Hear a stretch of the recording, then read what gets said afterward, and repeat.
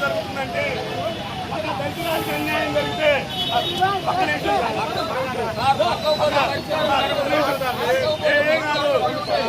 అన్యాయం జరిగింది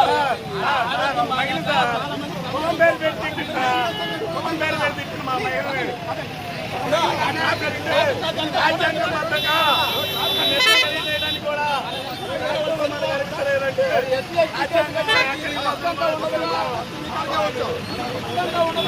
ఈ రాష్ట్రంలో ఒక మహిళకు అన్యాయం జరిగిందని అసభ్యకరంగా మాట్లాడి నన్ను దూషించి నేను పోలీస్ స్టేషన్ లో కేసు పెడితే ఎస్సీ ఎస్టీ అట్రాసిటీ కేసు పెట్టమని అడిగితే పెట్టకుండా నార్మల్ సివిటిజన్ కేసు పెట్టి కూటమి ప్రభుత్వం ఏకపక్షంగా వ్యవహరిస్తుంది, పోలీసులు ఏకపక్షంగా వ్యవహరిస్తున్నారు.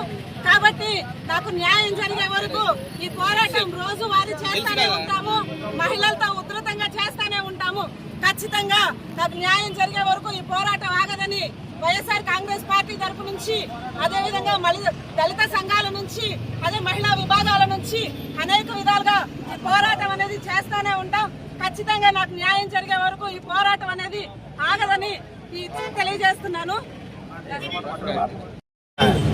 ఈ జరిగిన కార్యక్రమాన్ని గురించి మిత్రులారా, మీ అందరూ తెలిసిందే. గత 4 రోజుల క్రితం దళిత మహిళ కొత్తపల్లి నియోజకవర్గ వైఎస్ఆర్ కాంగ్రెస్ పార్టీ మహిళా నాయకురాలు మనతో స్వాతి మీద జనసేన నాయకులు మన వెంకటరామయ్య వ్యక్తి కొద్దిగా మాటగా మాట్లాడాడు.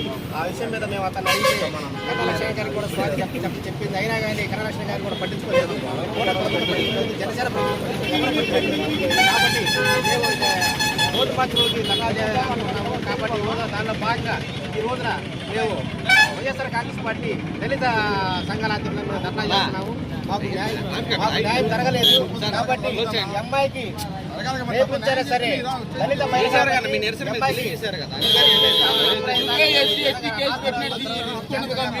దయచేసి ఇప్పటికైనా కానీ పోలీస్ డిపార్ట్మెంట్ ఆలోచించి వాటి గురించి ఎస్సీ ఎస్టీ కింద కేసు కట్టాలని కోరుకుంటున్నాము.